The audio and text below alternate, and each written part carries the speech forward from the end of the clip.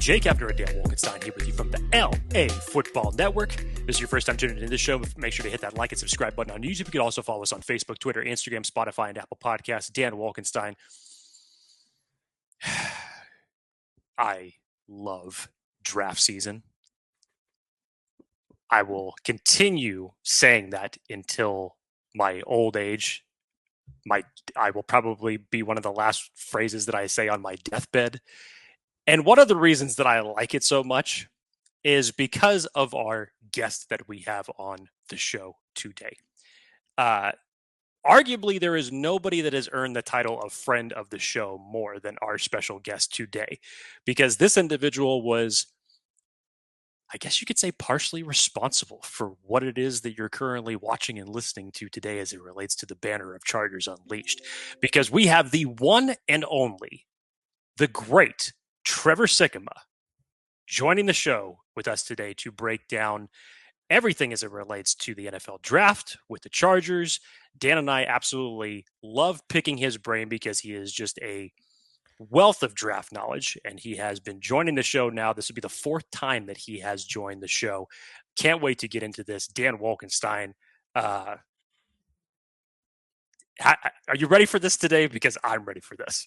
Yeah, honestly, no one's came here to watch me on this one today, because I think the star of the show is not me or you. It is Trevor Sikkema, and we have a treat. He goes into all things. We talk positions, we talk Chargers draft philosophy, we talk trading down. Do they go receiver or do they go offensive tackle? He calls his shot Babe Ruth style. He gives us some sleepers. You name it, Trevor Sikkema brings it, and we're pumped for this one. So without further ado, let's get on to our discussion with the one and only Trevor Sikkema, Chargers Unleashed. Well, we are so privileged today to be welcoming in our guest for the show. If you've been following the show for the last 3 or 4 years, you would know that this individual, Trevor Sikkema, was back in 2021 responsible for the launch of Chargers Unleashed. You know, fortuitous that it just happened to be in April. It was April 12th specifically in 2021. And Dan and I were talking, and we thought to ourselves, look, we needed a jump. Who was a great idea to bring on the show to launch it into the stratosphere? And thankfully, we were able to get the one and only, the legendary Trevor Sikkema. And for the last 4 years now, can you believe it, Trevor? It's been 4 years. We have actually had you on the show every April during draft season. And it's my particular favorite show of the year, because if you guys haven't been listening to Trevor and what he's been putting out on the NFL Stock Exchange with Connor Rogers and the great work that they do over there at PFF, you guys need to get over there fast. But very happy once again to welcome Trevor Sikkema to Chargers Unleashed. Trevor, how are you? Dude, I probably knew, like, maybe once upon a time, but I don't know if I remembered that I was part of y'all's initial kicking off here of this channel, which is good. You know, like, I feel like I feel like someone who's joining others in holy matrimony, and like the divorce rate is, like it's 0%, right? Like right now, yeah. Like we're batting 1,000 right now, right? I helped launch the podcast. It's still up. So we're batting 1,000. We're right? there. So, yes. Yeah, that's me. I'm an officiant with a clean record out here. So no, dude, it's good to be with you. It's always good to be with you guys. I'm excited to talk a little bit of Chargers football with you once again. Absolutely. Dan and I wanted to bring this one up because obviously we know we're going to pick your brain today as it relates to the NFL draft. Before we get into that, everybody's been talking about Jim Harbaugh, and then we had the new director of player performance, Ben Herbert's press conference earlier this week. I wanted just to get your opinion on this coaching staff in general and this culture shift that's seemingly taken place with the Chargers this year. There's a reason why everybody is going nuts in Chargers land for this, because they haven't seen anything like it. I wanted just to get your 50,000 foot view of Jim Harbaugh, what he's done thus far, and what you think he's ultimately going to bring to this team. Whatever he's going to do, it's going to work, right? Because it worked at Stanford, it worked in San Francisco, it worked at Michigan, it's going to work in LA. Like, the Harbaugh family is just a football kind of family. And, his brother with Super Bowl trophies and, what they've done and the consistency they've had with the Baltimore Ravens over the years, how Jim Harbaugh himself has been able to just like ascend to the top of college football twice, ascend to the top of the NFL. I know he didn't win a Super Bowl, but he got to a Super Bowl with the 49ers. And goodness, I was actually watching accelerated kind of like highlights, key moments of that Super Bowl between the Niners and the Ravens, those teams were sick. I mean, like those dudes are huge. They're strong. They're flying around. And it's just like, man, what an incredible team that Harbaugh was able to build and coach. And I think that we saw that reflected in what he did at Michigan, how he started really from ground zero, built that program up. And I think he's going to do the same exact thing with the Chargers. So Harbaugh is somebody that I have a ton of faith in, and I can understand why the NFL has been very interested in him over the last couple of years. Now, I'm not going to lie, I was a little skeptical when people would bring up Jim Harbaugh's name when Michigan really had not turned the corner yet. It had been 3-ish, 4-ish years before Michigan really started to be good, and I was like, man, he went to Michigan and it's just not going well there. I just don't know if this dude's built for it, and it was all part of the process, right? I mean, like they laid the groundwork. They built things the right way. They weren't going to be able to get the highest prized recruits right away, but little by little, they chipped on it. They had the best offensive line in college football over the last 3 years, an unbelievable defensive line with some crazy talented athletic pass rushers on the interior and the edge, great skill position players, good quarterbacks, and obviously we saw what they were able to do when they got McCarthy.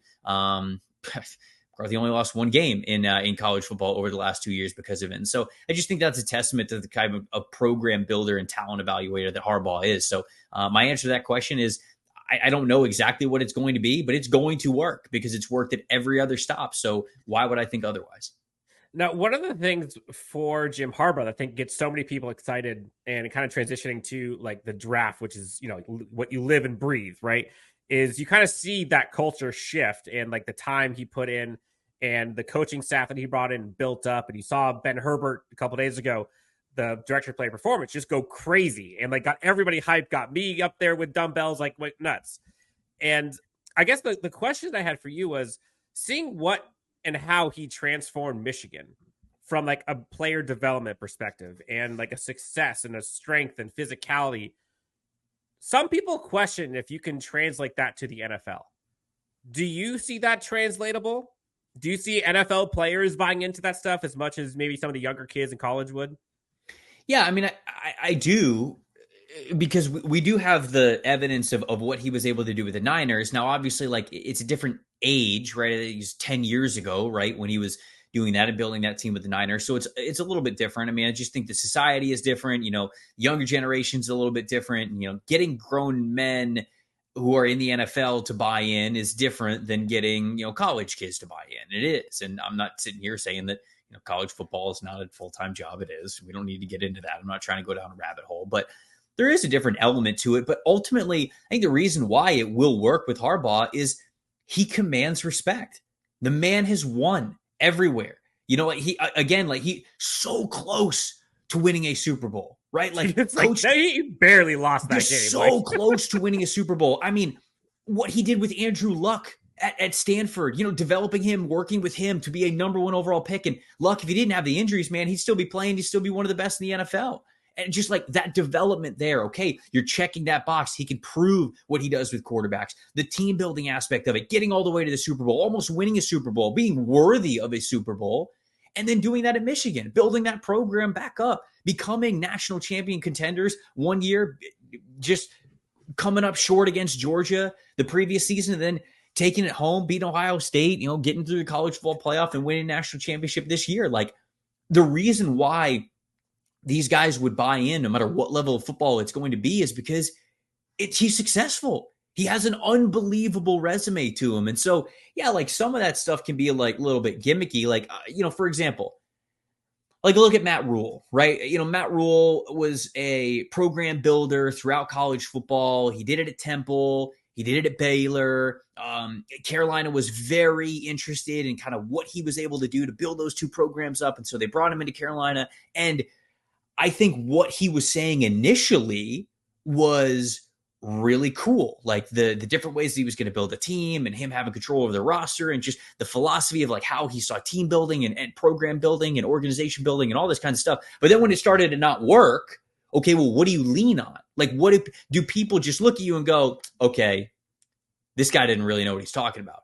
It's very, very, very difficult to do that with Jim Harbaugh because there's going to be times over the next 2 years with the Chargers where it's not going to look pretty. This team is rebuilding. They've got the main piece in Justin Herbert, but they're rebuilding in a lot of ways. And so there's going to be times when it doesn't work. But in those times where it doesn't work, I don't think these players are going to lose faith the way that you could with other coaches, because he has that resume for you to lean on. And it's almost like, what are you going to go up to Jim Harbaugh and be like, this guy doesn't know what he's talking about? Where? Like, where? And I'm not trying to say like the Chargers are going to win the Super Bowl in 2 years. I mean, maybe they will, but I'm not trying to be like he's a god in football, but it's so hard to argue with his resume at this point. Everywhere he's gone, he has succeeded. So he is, to me, the perfect coach to have for a rebuild of a team, because he knows how to keep people invested. He did it at Michigan. He knows how to build a program. He did this basically everywhere that he's been. And now he has the resume to say, when things aren't working, you can still lean on my expertise and know that we're going in the right direction. I think that that's important.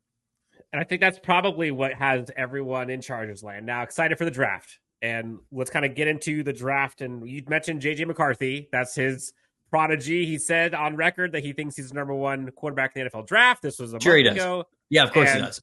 He went from mid-second round pick. Listen, my mom also thinks that I'm the best quarterback in this upcoming draft. Okay, so like just to be clear, yes. But what he said has worked, I guess, because he went from like a second round player to now he's like arguably or almost certainly a top 5 player in this draft class. Yeah. Looking for you, like before going Chargers specifically, but just like the drama of the NFL draft, like what are for you, or maybe the top 3 storylines or popcorn moments that you're looking forward to seeing? Ooh, that's a great question. Caleb's going 1. I'd be floored if he didn't go 1. So that's not really a debate to me.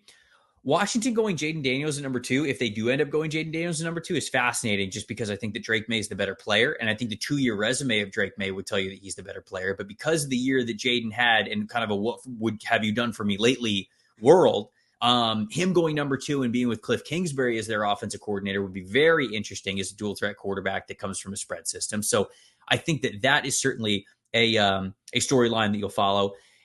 Arizona and Los Angeles at 4 and 5 are fascinating to me, right? What happens? You know, the Cardinals put out that video earlier this week, and it's kind of like this highlight snippet of Monty Ossenforth, their general manager, working the phones last year. And I think it was their owner and Jonathan Gannon, their head coach, are just like sitting in the same room and they're just staring at him. They're like, we are watching a master at work. And he's just on the phone with all these different GMs. He's like, okay, if we give you this and this, okay, nope, we already said that we wouldn't do that. Okay, will you give this? Okay, you won't. All right, give me a second. Hangs up the phone, immediately calls somebody else. Hey, we've got this offer to go here.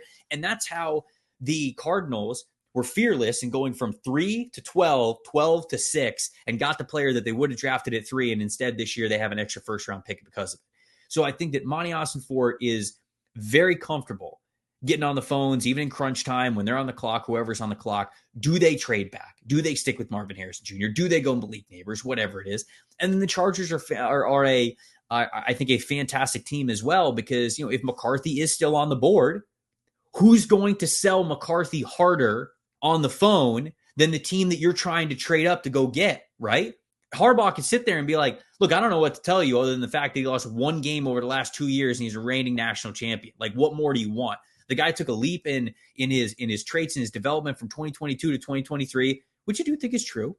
And he could say, like, he's one of the youngest quarterbacks in this draft class. The best is yet to come. Nobody's going to sell this dude better. Now, that doesn't happen on draft night. I think it's already happening. You're talking to these teams. But those are the 2 storylines that are fascinating to me. And then the other half of that is the last thing I'll say is that 11, 12, 13, Minnesota Vikings, Denver Broncos, Las Vegas Raiders. What are we doing? Because we think the draft is going to start quarterback. Okay. So there's 1 quarterback then left in the big 4 that we assume is going to go in the, let's just say top 10, whatever it is. There's 3 teams, and there's 4 if you want to throw in the New York Giants, but they're at 6. So it's a different story. There's 3 teams sitting 11, 12, 13 that are all incredibly desperate to get a franchise caliber quarterback to invest in. And there's only going to be 1 guy. So the bidding war between these teams, especially when it comes to, like, I think about this, right? I know I'm going off on a tangent here, but Minnesota. This is the meat and potato. This is what Chargers fans, like, we're going to get to this, but like what happens at 5 and how they cope. we're getting into the thick of, but like here we are. So I don't know, and I might be answering a future question. So if I am, I'm sorry, no. but we'd get here anyways, and I got to get to it now because I'm impatient with it. But let's say, like, Minnesota obviously has the best offer that they could give the Chargers at 5, because you could say, okay, we'll give you 11 and 23.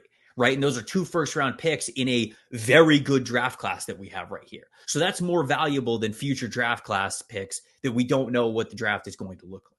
So if that's the case, sure, we could say to ourselves, man, I guess the Broncos are just, like kind of out of luck there. What are they going to do? But there's a difference between the Broncos like kind of accepting that and then the Broncos basically having to say to themselves or having to hang up the phone with whoever it is, knowing they're not getting them, that they're not getting a quarterback, and having to sit there for the next 60 seconds and stew in that thought. And then them immediately picking up the phone again and be like, all right, tell me what do you want? What do you want? What pick? What player on our roster? What do you want? Let's make this happen. And that's where I think this is going to get incredibly interesting, because not only with the hardball, not only are those 3 teams extremely desperate, but the Chargers are in the same division as the Broncos and the Raiders. So they're not for basically, I don't know if there's any price that they could move back for, knowing that they're about to give one of these teams a quarterback. So then all of a sudden, does that affect Minnesota's leverage? Does that affect Minnesota saying, well, you're not going to trade with the 2 teams behind us, so we don't got to give you that much because we already know that much? Does that go into it? Did the Broncos become unbelievably desperate with the Arizona Cardinals now, who already have 2 first-round picks this year, who could probably be okay with taking first-round picks next year? It's the whole scenario is fascinating to me. And as somebody who is in a mock draft competition every year and is like currently top 20, like my average score is like top 20 of all mock drafters in the industry, I am sweating. Because if this trade, whatever it is, does not happen before the draft, all hell is going to break loose when the Cardinals come on the clock at number 4. So I kind of like think of that as like, oh, the most of my brain is like, this is so exciting. This is great. This is going to be so much fun to watch. It's going to be so much fun to do a live broadcast for, all this kinds of stuff. And then the other part of my brain goes, your mock is going to be so horrible with accuracy if we don't get a trade before draft night, if we don't know exactly who is going to be on the clock at number 4 or number 5. And so it's just going to be a lot of fun to watch unfold. This is why draft time is just the best time. It is, man. Because you care about teams that have nothing to do with you. Obviously, like, we're on a Chargers podcast and y'all are at the center of it, it feels like. So it's a little bit different, but like, they're fans of teams of, the Green Bay Packers, who are like, I'll read an article or a mock draft about what's going to happen at 4 or 5. It has nothing to do with them, but they love it because this is like the team building part of this, and is to me the fun part of football. Yes. Okay, so let's get into this. I wanted to actually start with this because this actually, the question I'm going to ask you is been a very polarizing question for Chargers fans to answer when they've seen certain mock drafts come off the board and there's a certain player at a certain position that gets selected when they know that there's a Marvin Harrison Jr. or Malik Neighbors that's sitting there at 5. So you did a what would you do mock on your last episode with Connor at a triple threat style with Bengal as well, which was great listen, by the way, where you had the Chargers actually selecting Joe Alt. And I know that you were actually going back and forth. I believe Malik Neighbors was still on the board at that point in time. Mm-hmm. I wanted to know how you finally came to that decision. Was it simply because you knew what Jim Harbaugh prioritizes? I mean, I'm sure you were taking into account that Keenan Allen and Mike Williams were still obviously not on the team. Mm-hmm. But what ultimately led you to that? Because we've seen so many other people just automatically go there, whether it's at 5 or if they trade back to 11. What brought you to your decision on Joe Alt?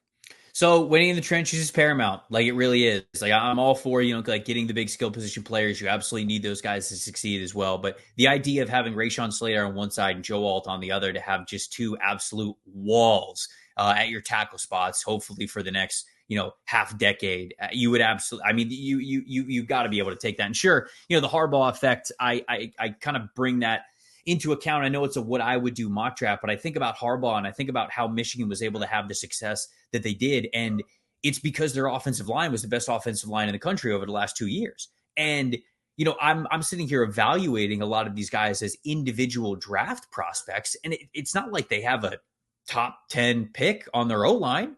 It's a lot of guys who are mid-round picks. And now you could say that should give you reason to believe that they could develop. Well, I think it's a different story in college than it is the NFL. You need very talented players along the offensive line to really succeed at that level at the NFL. So I kind of looked at building through the trenches as my preferred way to do this, especially if they're not moving off of number 5, because it's really, and here's the other part of it. And I'm not using this as any sort of detractor to what Malik Neighbors or Rome Odunze could be for this team, because they'd be fantastic. They're amazing players. I have them both top 6 in the draft class.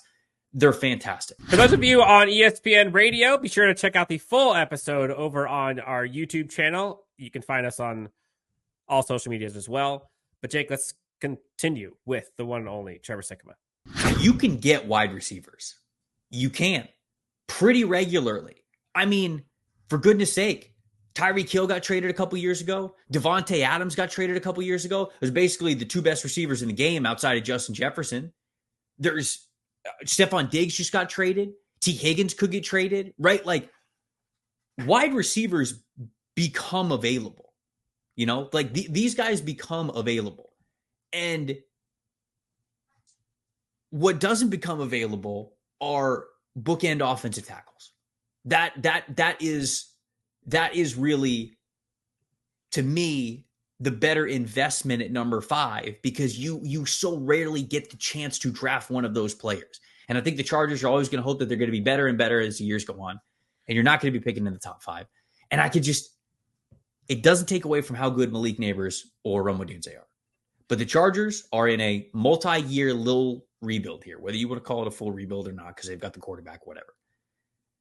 Over the next 2 years, they will be able to get a very, very good wide receiver. They will be able to get, I promise you, 2 very good wide receivers. They will have that opportunity if they choose to do so. They will not have the opportunity to get an offensive tackle as good as Joe Alt over the next 2 years, over the next 3 years, or basically until they're picking in the top 5 again. That's kind of the way that I logicked myself into saying, let's go with Joe Alt instead. I can build this team and get wide receivers in the next couple of years. But in terms of the guys that keep Justin Herbert upright and keep him in the pocket, you're just not going to have that opportunity to get those kinds of players. Okay, so I can feel Chargers fans, the smoke going out of their ears, because I'll be honest, I'm with them in the sense that knowing how the Ravens typically do things with the BPA mindset, and knowing this draft class, and there's no and I could be wrong, Trevor, for BPA wise, where does Joe Alt rank on your list roughly? Is he below or higher than Neighbors, Odunze, and Harrison? He is right in between. I have Neighbors at 4, I have Joe Alt at 5, I have Rome Odunze at 6. And then is Harrison Jr. 1 or 2 or 3? 2. I'm assuming? Yeah, Harrison Jr. is 2. Yeah. So I Chargers fans, the thought is there's no way in hell that Jim Harbaugh or Joe Ortiz can sit there and tell me with a straight face that Joe Alt is the best player available at 5. There's no way. And while he might be a generational offensive tackle, the Chargers team has no receivers right now. It's unproven. You got Josh Palmer, who I would say is a very good wide receiver 3, wide receiver 2, probably ceiling. Unproven Quentin Johnson, Darius Davis, and you have a chance to get an elite generational weapon to give Justin Herbert, who he has not had, in terms of explosiveness. Mm-hmm. You're going to actively pass away that opportunity for the tackle when you have a tackle on the books who's already making $10 million, who's average, if you want to say that, but who can develop. You already got some tight ends, some running backs, you could possibly help with the trenches and help with blocking. You're going to give up that opportunity for a tackle, feeling like that's a surplus right now. When you said there's so many tackles available, I understand it if they trade down anywhere other than 5, I get the tackle. But if you're at 5, and I'm telling you right now, Trevor, if Chargers fans sit there and watch Malik Neighbors on the board fall directly behind them to New York, it will be an absolute shit show. But here's the thing. They'll come back if the offensive line is one of the best offensive lines in the NFL in 2 years, and they traded for whoever the next wide receiver one is, right? Like, all I'm saying is, look, I don't. The reason why I think I bring it up is because I wish. I'm not saying that you can't have a preference. Like, if you say, hey, we got to take the receiver, I will go, okay. I got Malik, like I said, like, I got Malik Neighbors at 4, right? Like, I have Joel at 5, I have Malik Neighbors at 4. If you want to be like, hey, stick to the board, okay. I think Malik Neighbors is incredible. If you wanted to pick one of these wide receivers, I'm not really going to fight you on it. I push back on the fact that, like, people would be angry if they picked an offensive tackle. Now, again, you could trade down. Like, people could say, like, no, why would you pick Joel at 5? You could trade down with the Vikings, and then at 11, you could take Talize Fuanga, and he's the right tackle anyways. Then you could get, like, I don't know, like, whatever corner, maybe like a Nate Wiggins or something at 23. So, like, there's plenty of different ways to have this conversation. But I think people out there acting like Joe Alt of the Chargers is a bad pick. And I'm just trying to tell you that I don't believe that. I don't subscribe to that. I think there's a lot of ways where the Chargers can come out of this thing great. And I believe that Joe Alt is still one of those ways because, again, I understand that the receivers in their current receiver room don't look pretty. I get it. But I'm also not going to pass up on a guy who I think we get carried away with longevity numbers. But, like, if you think that Joe Alt and Rashawn Slater can be your bookend tackles for the next 8 years, let me tell you, you're going to have plenty of opportunities to get wide receivers on this team over the next 8 years. It's not that a Joe Alt pick would not just be about 2024. And I don't think they're really going to be ready to compete in 2024 anyways. So that's why it's not. I would get it if they have the right mindset and investment and long-term plan. If you want the best passing numbers, obviously take the great receiver. But and look, I'm not trying to say that like Neighbors or Odunze wouldn't also be a great long-term pick. Totally. But I do think so would Joe Alt. So it just kind of depends how you look at this thing. And the reason why I bring it up and the reason why I like it a lot is because of the long-term strategy. I think when you look at what Harbaugh did when he took over at Michigan, they kind of stunk for like 2 years. And he was like, we are rebuilding this team. We are getting my guys in here. I mean, you listen to strength and conditioning coach, right? I mean, like, you listen to some of his coaches that he brought in. Like, it's a very specific type of player and a type of player that they know works. Over the next 2 seasons, you are going to continue to see players fall off this roster, and they're going to replace them with guys that they know that they feel are better for the system.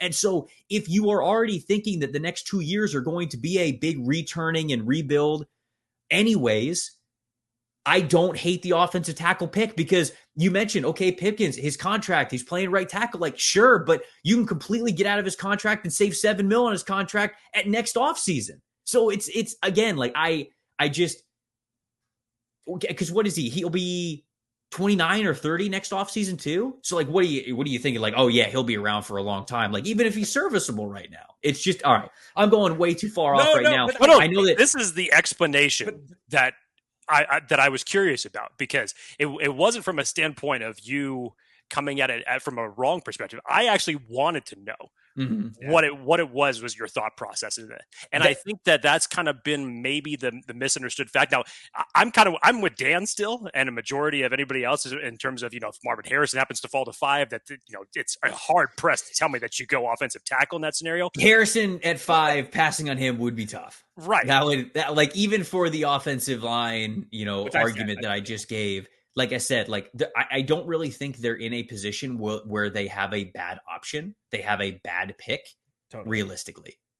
And so, like, I think Harrison's kind of tough to pass up if he gets to. I've said, like, if I had to predict, if Harrison's on the board and the quarterbacks go 1 through 4, there's no way they're going to pass up on Marvin Harrison Jr.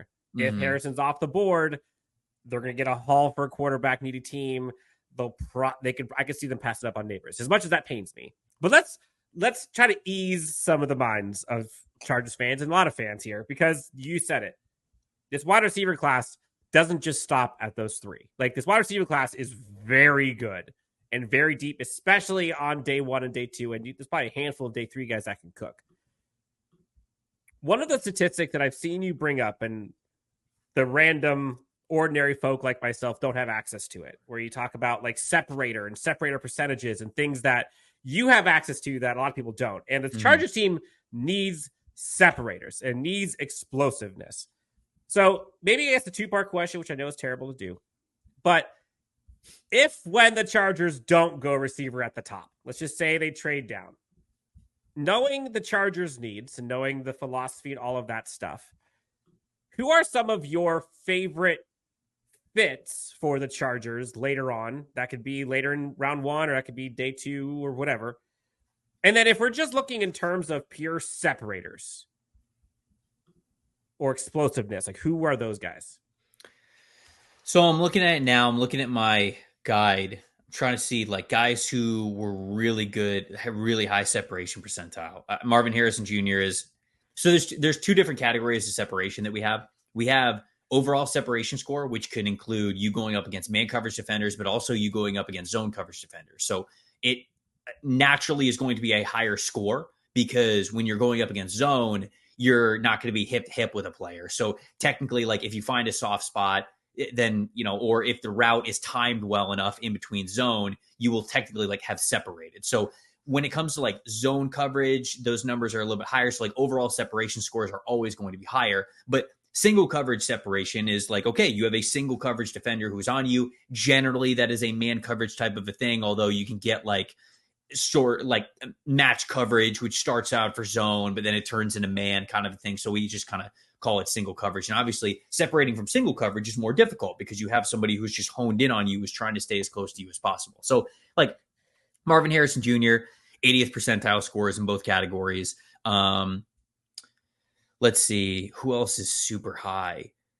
Brian Thomas Jr. was really high. He was 90th percentile in regular separation, 70th percentile in single coverage, and we saw at the combine, it's just speed, man. Like, once he gets even with you, he's gone. Like, he's going to create that separation. So we saw that. A.D. Mitchell is like 89th percentile and then 65th percentile. Lad McConkey, as you would expect, an absolute chef in the kitchen when it comes to separation. 93rd percentile for overall score, and then 83rd percentile for single coverage separation. That's very, I'm very assuming high. Roman Wilson's there too with him. Where is Roman Wilson? This has got to be him, right? Yeah. Okay. So he is, yeah, goddamn. 95th percentile in regular separation score, and then 93rd percentile as well. So basically, Roman Wilson, you are a Los Angeles Charger, wherever that's going to be. Shout out Jermaine Burton, who I'm higher on than most people. Pretty good separation score, 86th percentile, 79th percentile. Ricky Pearsall, go Gators, 89th percentile, 74th percentile. So that is there as well. Xavier Worthy's scores are high, but he's just faster than everybody else that he went up against. So that one definitely makes a lot of sense. But so some of the vertical guys, it's a little bit skewed. Like if you're just a true burner, like if, for example, like Tez Walker as well. Like Tez Walker's got separation scores even against single coverage in the 80s. And you would say, okay, well, you kind of got to, I say this to people all the time. The PFF advanced analytics data only truly makes sense when you watch the film with it. Like you have to watch the film. It has to show up somewhere. And Walker's separation percentage of being in the 80th percentile versus single coverage, that makes a lot of sense for him because he's just faster than everybody at college. So, if he is just getting a clean look off the line of scrimmage, if he's even, he's gone. And so like you're creating that separation, you're going to win, you're going to get that separation score up. But he's not a super fluid route runner, or wasn't certainly when he was at North Carolina. And basically everything that he did came off of a vertical stem. It was a 9 route, a post route, skinny post, sometimes like these comeback routes, whatever it is. So when it comes to that's why I like to watch some of these more diverse route runners and say, like, okay, like, again, that's why Ladd McConkey is so impressive. That's why Ricky Pearsall is so impressive. That's why Roman Wilson is so impressive, because they have these high separation scores, and they're not just trying to separate running past you, because we know in the NFL, there's just very few players that are able to do that. You're just not going to be able to do that at the same level. So can you separate while also being very diverse in what you do? That showcases agility, body control, nuance, how you're attacking leverages and coverage. So those are a handful of players and how they did separation score. Now, one of the top needs for this Chargers roster is corner. They desperately need help across from Asante Samuel Jr. And this class has plenty to choose from, whether or not we're talking in the slot or outside. And much kind of in the same breath as what Dan was asking about the wide receiver fits. You know, when you look at what Jesse Minter is going to be bringing when he's running this defense, who stands out as it relates to the DBs that would thrive in that spot? I wonder, talent always kind of determines what you do in coverage, right? Like even Minter, sure, I think that they'd love to be as aggressive as possible. Like you'd love to be able to like call man coverage as much as you possibly can. And, I think Michigan had a lot more flexibility being able to do that because they had guys like Mike Sammer still, Will Johnson, who's going to be a first round pick next year. And so it kind of depends on the players overall that you have. But look, Quinyon Mitchell to me is scheme proof. I mean, he was a phenomenal off coverage over the last 2 years. Toledo basically only played him in off coverage over the last 2 years. And, there's a little bit of concern with press. I think he played like 40 total press snaps this past year out of like 380 coverage snaps. So very, very, very seldom was he used in press coverage. And then they put him in press at the Senior Bowl when he absolutely locked people down. So it's like, okay, well, I'm not worried about that anymore. So I think he's pretty scheme versatile. I also think Cooper DeJean is very scheme versatile. Like, I don't think, honestly, man, I don't think Cooper DeJean's getting enough love right now. I think just because he wasn't able to test at Iowa's Pro Day, like he had the injury, so he missed a bunch of games this season. People forget about the 2022 tape, man. I have him as a top 10 player in this class. I think he's awesome. He's got the size, he's got the fluidity, he's got the overall athleticism. He's an absolute playmaker before and after he gets the ball in his hands, because he gets the ball in his hands a lot. He can play off coverage really well. He can come down and tackle for you. I'm never going to be worried about him being a tackler or playing close to the line of scrimmage. He can blitz. He's got the all-around athletic profile. I think he's fantastic. So I think that he would also be great for Michigan, because just like Michigan has the motto, no block, no rock for their skill position players. Like if you don't block, we're not throwing you the football. You're not getting on the field. I think the same can be said for defense, but I don't know if they have a phrase that rhymes well enough of if you can't tackle, you won't play, like straight up. And so I wonder if just how good of a tackler DeJean is makes him a big-time candidate for a Minter defense and a Harbaugh defense and kind of what they want to do there. So those are the two guys that really stand out to me the most. Arnold's probably next just from a talent standpoint, but you get a little bit further. Again, like I think Ennis Rakestraw Jr. from Missouri, I know he didn't test really well. I've got a little bit of concerns with his overall athleticism, but guy who'll come up, won't be afraid to tackle you. You'll probably have to play him in off coverage. And so again, like this is kind of, do they want to lean more towards playing quarters and two high stuff, or do they want to get more aggressive and try to play that 2-man, maybe single high stuff, playing man coverage on the outside? It all kind of depends what they want to do more so moving forward. So, got a couple more for you, Trevor, and thank you. Honestly, I think this is like the detail that I think a lot of Chargers fans have been desperate for. Sure. Because you see Chargers draft Joe Alt, and it's like, throw in the trash, but like they don't see the why. I mean, just throw all mocks in the trash. It's fine. That's right. That's also no, I'm just kidding. No, please keep clicking on mine. My family is starving. Please. Keep the lights on over there. Look, you mentioned how important the trenches are for the Chargers, and offensively and defensively. Mm-hmm. And the Chargers, by the grace of God, kept both Khalil Mack and Joey Bosa. Both took a pay cut, which is pretty miraculous in my opinion. Yeah. Defensive line. I thought Mack was gone, man. Same here. I thought Mack was gone. I didn't. And again, I wonder if that's just more of a testament to like the Harbaugh respect, because I mean, like this dude's over 30, man. He didn't have that many years left. Go play for a contender. Like you could have got out of Los Angeles and you could have gone and signed with anybody you wanted to. And instead he took a pay cut to come back to LA. Shoot, man. I think that speaks volumes. Didn't mean to cut you off, but like I was so shocked about that they were able to keep him. Totally. I think a lot of Chargers fans were both him and Joey Bosa for different reasons. But I do think, I don't know if you've seen it, but there's a connection between those two. And it seems like there's a lot of like unfinished business because there's been a lot of injury that's kind of plagued their ability to be on the field at the same time. But like those three, Bosa, Mack, Thule, draft last year, like that's great. Interior though, specifically on defensive line, like we know the Newton is your guy, right? Like that's the one who I think most people have. Like Johnny Newton's just a beast, right? But like, what's your take on the interior defensive line? You don't hear much talk about that group. Chargers definitely could use some help there too. Where's kind of the sweet spot for that side?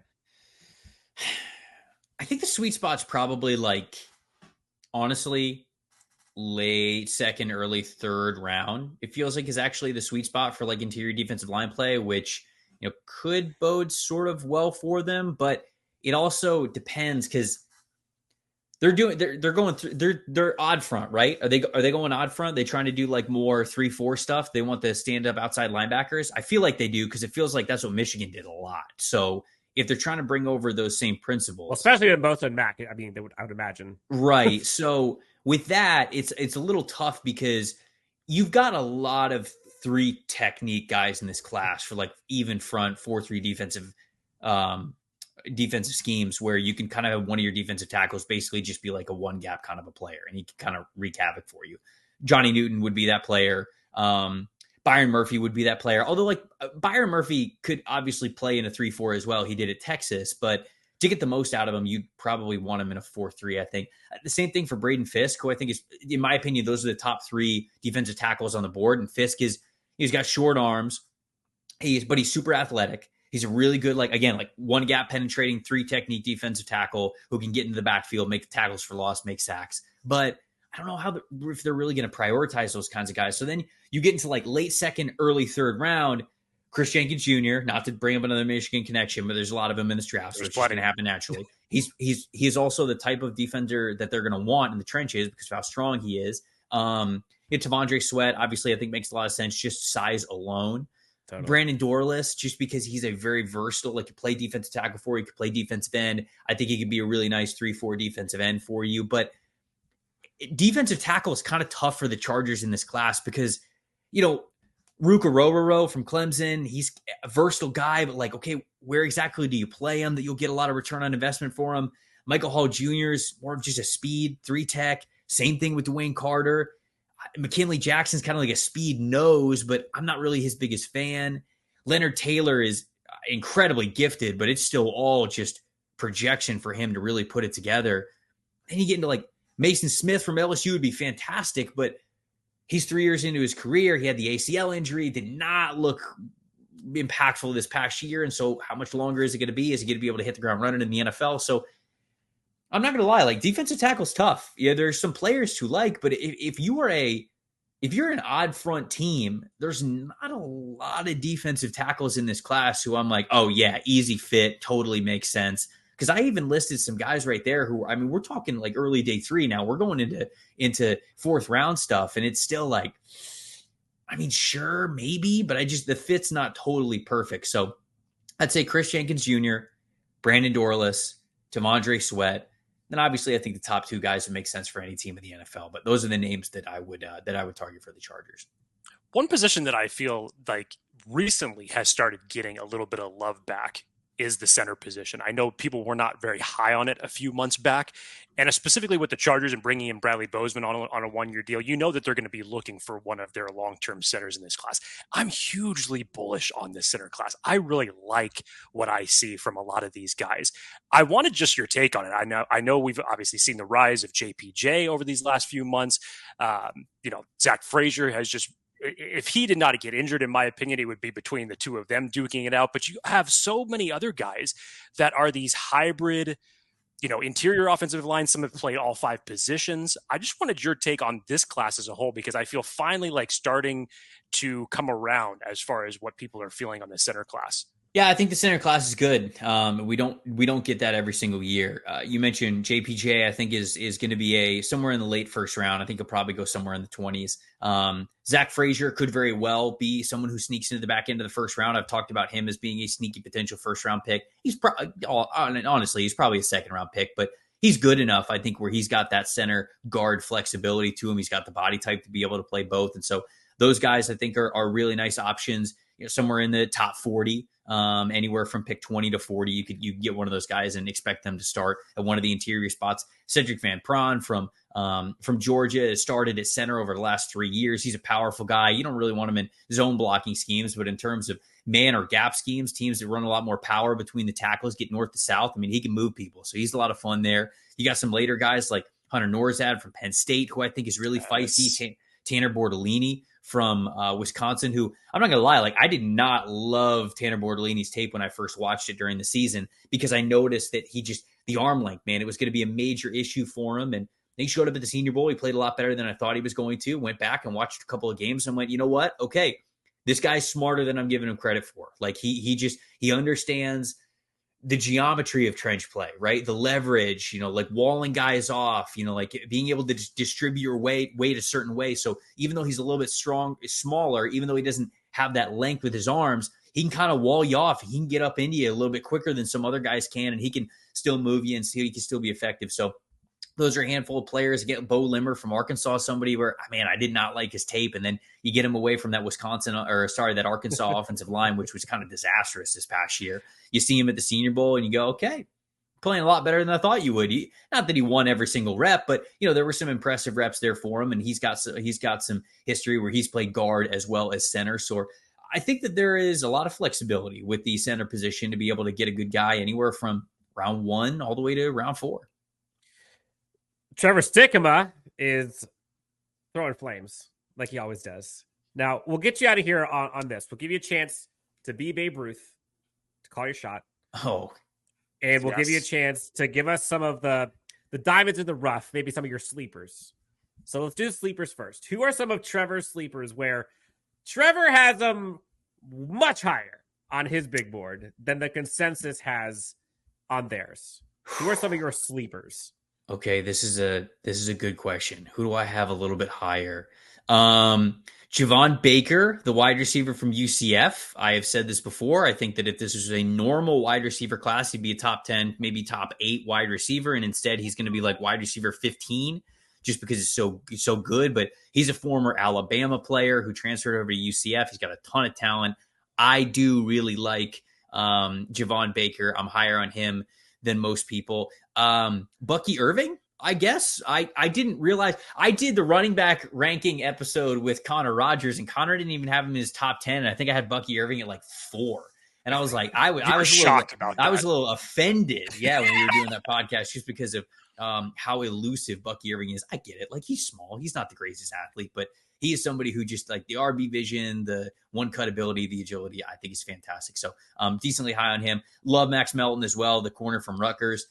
He was, I think CB5 for me going into the season. Had a little bit of an up and down year. Wasn't sure if he was a slot guy or an outside guy. He struggled a little bit. Played well at the Senior Bowl. Liked how they used him when they used him in the slot. Kind of got back on him. And was like, okay, I'm back in on Max Melton. And then he absolutely blows up the combine. I'm like, oh, okay, yep, we're all the way back in.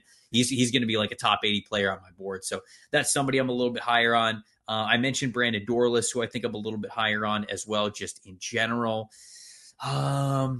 Jermaine Burton, I talked about him as the wide receiver. I'm with you on him. So with Burton, the only reason why I think he's not being talked about as like a second round pick is because I think he's just a little bit of a hothead. Like, you can kind of see it on the field. Like, he plays very, very emotional. I wonder if teams just don't love that for whatever reason. Like, maybe he's just got a reputation. I don't know. I didn't talk to anybody at Georgia or at Alabama, but it's like, I wonder if teams just think like, yeah, he's tough to control. And if that's the case, you can understand why a guy moves down the board a little bit. But he's somebody that I love.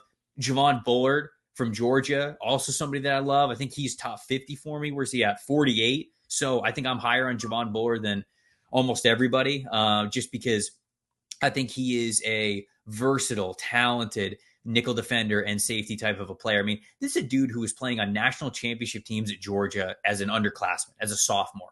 You only get on the field at Georgia if you're a sophomore, if you're really damn good and you're really disciplined. Like, if you've got fundamentals, if you're not screwing up. So he's not only really talented, he loves the dirty work part of playing defense. He loves to come up and hit despite the smaller size, and he's a good athlete too. So those are a handful of players that I think I'm higher on than most people. I don't know. Maybe Bo Nix did the same thing, but it feels like people are kind of coming around to Bo Nix, which they should. So I think that's one a little less than some of those other players. But those are some guys just scrolling down the big board. I think that I have a little bit higher than other people. Okay. All right. This is the best question that we always get to ask you because your track record is actually pretty damn impeccable when we get to this question. Okay. So for those of you who haven't been watching this show that often, we asked Trevor in 2021 to basically call his shot on who he thought the Chargers were going to take. And he knocked it out of the park because he said the Chargers were going to get Rashawn Slater and the dream scenario of Asante Samuel Jr. in that particular year. Last year, I remember him lauding over. I even remember how he said it too, because he said, God, the Chargers would just love to get Thule. And sure enough, in the second round, Thule was there. So Trevor's track record in terms of predicting who the Chargers are going to take is pretty damn good. So I once again go to you, Trevor Sikkema. Who do you think, when it comes down to it, the Chargers are on the board at 5? Let's take the trade equation out of it. What do you think that they ultimately do? Wait, hold on. I'm adding to this. I'm upping the stakes here for Trevor because it's clearly too easy for him years past. So you got day one, easy, a day one, a day two, and a day three pick. And the day three pick, it better be Taj Washington. But one of those three. Oh, sure. Okay.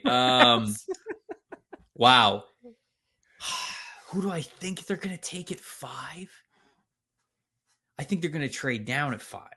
Okay. So let the record show that I think they're going to trade down. Okay. Well, we could do a multi-universe approach where we could do if they no, because that's cheating. That's cheating. So like I think they're going to trade down, but I won't make the prediction there. I wonder if they like Rome better because of the blocking, because of the size. I wonder if they're going to like Rome better. Well, we know Rome doesn't block better than Joe Alt. So are you leaning wide receiver, Mr. Sikkema? Oh, he is. Obviously, it's the big 3. Yes. And if I pick Joe Alt, then all of your listeners are just going to hate me. And I'm really trying to do. Good picks. All I'm really trying to do is preserve my career. So I have to get people to like me. I'm going to say Rome Odunze in the first round. Oh man, second round. What do they pick? They pick 37 to 69. So you can pick one of the two. You don't have to do both. You can just do one of day 2 and one of day 3. I will say, oh man, it's so tempting not to pick Sanders still. Yes. Yeah, it is. I mean, they don't have anybody that can play that spot, right? No, I mean, they've got Asante. Maybe. Yeah, I guess. I had Jasir Taylor in the spot last year, but Sanders still is just an animal. Okay, I'm gonna go. Yeah, but then if I do that, then that's 2 picks that aren't in the trenches, and they're gonna pick a trench player. So I feel like I can't do that. The beautiful thing is, like, Michigan has everything covered. He's like, you can go Colston, you can go Jenkins if you want to do that. You can don't lead the witness. Sorry. All right, I'm going Rome round 1, and then I might go T'Vondre Sweat round 2. That'd be sick. I'd be out. Because if you trust your background information on these guys, and if you trust your strength and conditioning staff, right? Which very clearly you do. I mean, you're just the size cannot be replicated. So I'm actually going to say T'Vondre Sweat on day 2, and then day 3. Who would be a good player for them on day 3? This is a great question.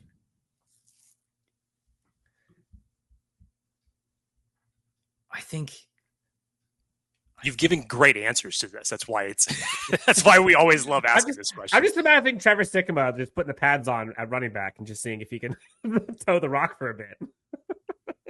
I wonder. I feel like Van Pran makes sense for them because they're gonna want to get nasty, and like Van Pran's super smart. He's very smart as a football player, and he's also super tough, and he's been the centerpiece of the offense for the Georgia Bulldogs has been one of the best programs in the country. I mean, Michigan played against Georgia in the college football playoff a year ago. So like he knows, like he gets it. If he likes Van Pran, then it would make sense because he's got a first hand account of like him.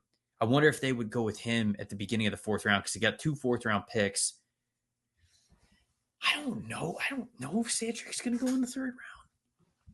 I love how painful this is because like I'm going to say, well, because I don't want to be wrong.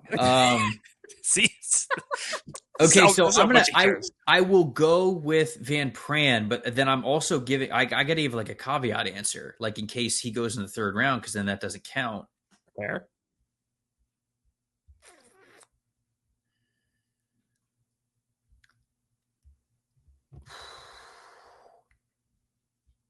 Okay, so we've got Rome.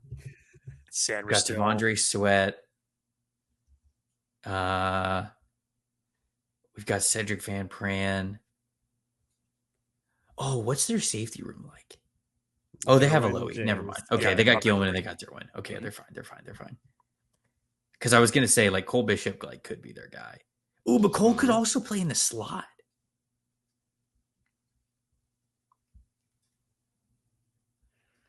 All right, Sanders still before, so I'm gonna pick. No. Well, okay, wait. So did I pick Sanders still in the 2nd round? Is that what I did? I thought I was doing day 1, day 2, day 3. Or you wanted to? You did. You passed on picking him because you picked Trevondre Sweat. So that was your pick for day 2. Right.